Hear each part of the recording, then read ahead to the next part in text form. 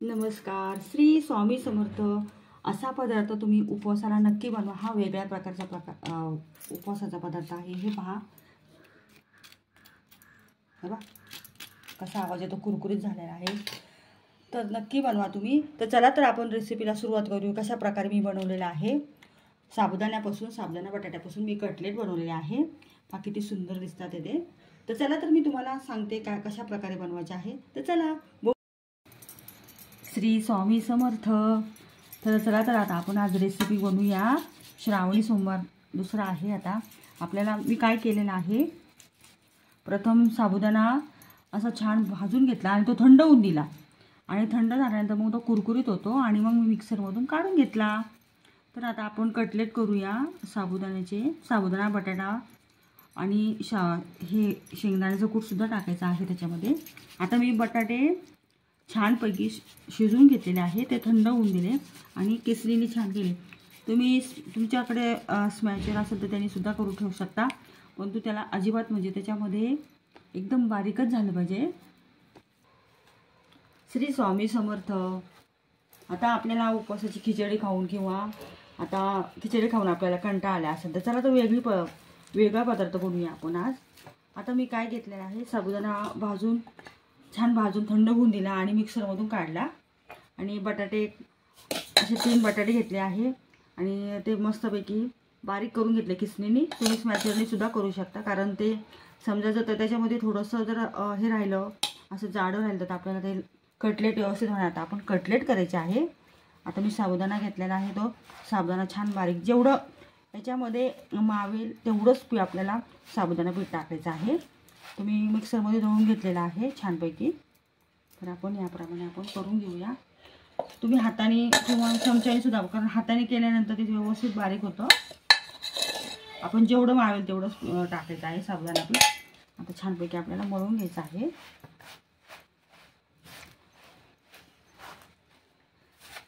तर मी त्याच्यामध्ये शेंगदाणे, हिरवी मिरची जी आहे,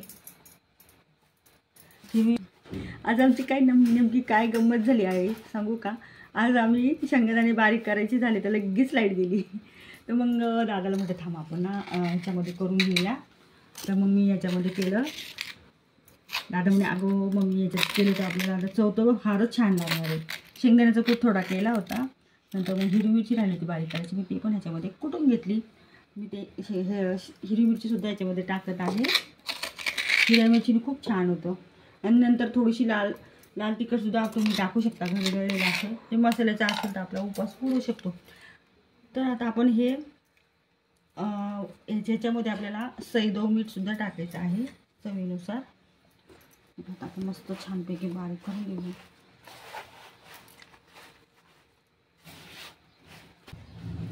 आमच्याकडे दादाच्या मित्राकडे अशी कच्ची घाणी जी आहे, लाकडाचं घाणी, त्याचं तेल आहे. आपण शेंगदाणे देऊन हे तेलसुद्धा आपण ऑर्डर करू शकतो. त्याच्यामध्ये कुठल्याही प्रकारचं केमिकल्स वगैरे काही नाही. पूर्ण घाणीतून काढून आणि त्याच्यामध्ये काढून गाळून आणलेलं आहे. शुद्ध आहे. खूप छान सुगंध पण याचा आहे. उपवासाला हे चालतं, कारण आपल्याला माहिती नसतं शेंगदाण्याचं तेल ओरिजिनल असतं की नाही. हे घाणीचं तेल कुठल्या लाकडी घाणीचं तेल आहे. आणि ती आपल्याला उपवासाचं सैदव मीठ आहे. हे सैदव मीठ टाकलं, पण चवीनुसार टाकायचं आहे, जास्त नाही टाकायचं. आणि त्याच्यामध्ये आपल्याला थोडीशी चव येण्यासाठी थोडी साखर टाकायची, तुम्हाला आवडीप्रमाणे. तुम्हाला आवडत नसेल तर तुम्ही नाही टाकू शकले तरी चालेल. आता मस्त मी एकसारखा गोळा करून घेत आहे. किती छान झाले. ताटाला सुद्धा काही लागलं सुद्धा नाही. चला तर आपण आता हा गोळा करून घेऊया आपण छान मस्तपैकी. मस्त मळू घ्यायचं आपल्याला सॉफ्ट होण्यासाठी. आपण कणी कशी मळतो तशी त्याप्रमाणे आपल्याला पटकन मळून घ्यायचं. हा बाजूला ठेवायचा.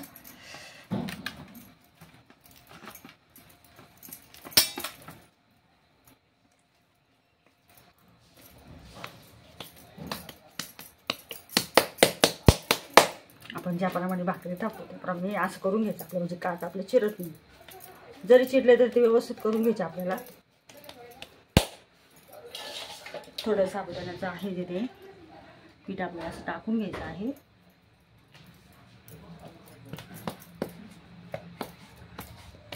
याप्रमाणे आपल्याला असं थापायचं.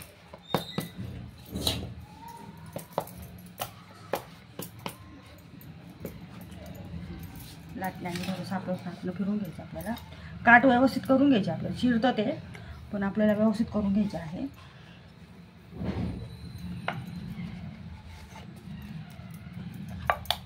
साहजिकच आहे कारण त्याच्यामध्ये साबुदाणा आहे ते थोडंसं हे होणारच.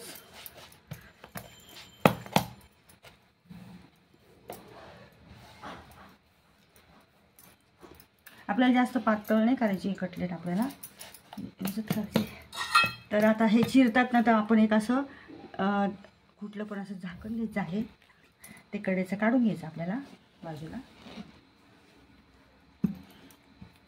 हे पहा शेप किती छान गोल आला.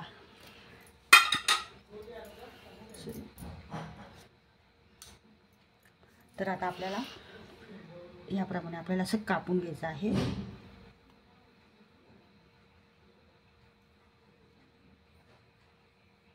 दिसायला पण सुंदर दिसतं.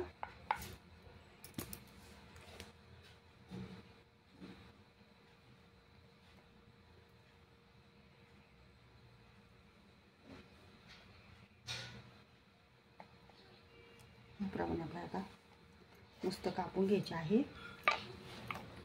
आणि तळण्यासाठी एकदम छान होतात. पहा किती सुंदर झाले.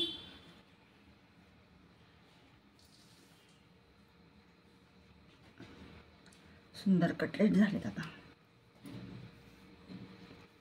हे तळून घ्यायचे आहे. चला आता याप्रमाणे आपण सर्व करून घ्यायचे आहे. आणि अट्रॅक्टिव्ह दिसण्यासाठी आपल्याला त्याच्यामध्ये आपल्याला एक काजू पण टाकायचा असा, म्हणजे ते तळल्यानंतर खूप सुंदर लागतो.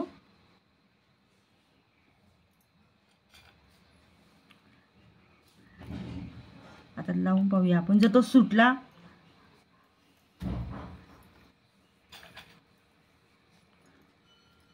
काजू लावून घ्यायचा.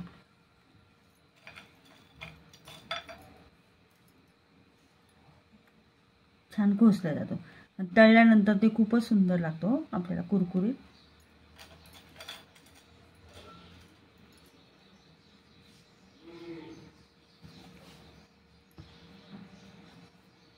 आता चला तर आपण हे बाई घाणीचं म्हणजे कच्च्या घाणीचं तेल आहे. आता म्हणजे शेंगदाणे देऊन ते करून घेतलेलं. आता आपण चला तर आपण तळून घेऊया. आता हे आता उपवासाचं शेंगदाण्याचं तेल आहे हे. तर आपल्याला हे टाकून घ्यायचं आहे.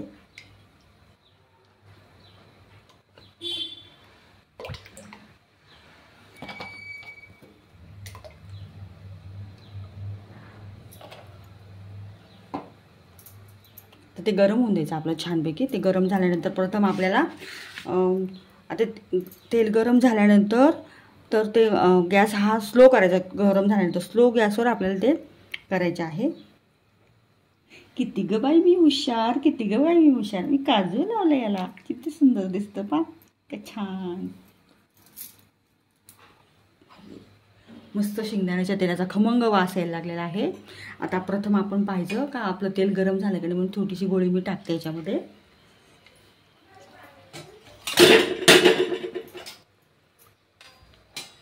तेव्हा ते आता आपल्याला गरम तेल झाल्यानंतर स्लो करायचं आहे. जास्त म्हणजे आपलं कुरकुरीत झाले पाहिजे ते. हे पहा आता झालं आहे आपलं तेल गरम. हे पहा मस्त आलेलं आहे. ते आपण चेक करायचं तेल गरम झालं की नाही म्हणून. झालं आपलं मस्त.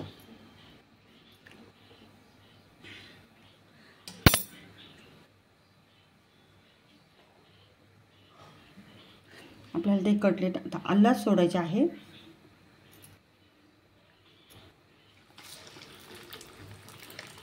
कारण फ्रेश येतो, कारण ते फिल्टरिंगचं तेल नाही आहे त्याच्यामुळं किती छान सुगंध तर इतका सुंदर सुटला अख्ख्या घरामध्ये त्या शेंगदाण्याचा. प्रथम आपण हळूहळू बारीक गॅस करायचा आहे. अगोदर 2 काढून पाहिजे आपल्याला. सावकाश गॅस बारीक केलेला आहे मी. हलवून घ्यायचं आपल्याला अशी छानपैकी. तुटून द्यायची नाही आणि काजू पण सुटला नाही पाहिजे. ती एक कला आहे. तो काजू त्याच्यातच राहिला पाहिजे. झाऱ्यात घेतले आहे. परत मी 2 काढून घेतले. हे पहा किती कुरकुरीत झालं, आवाज येतो. हे पहा असे कुरकुरीत झाले. छान निथळून घ्यायचे आपल्याला ते.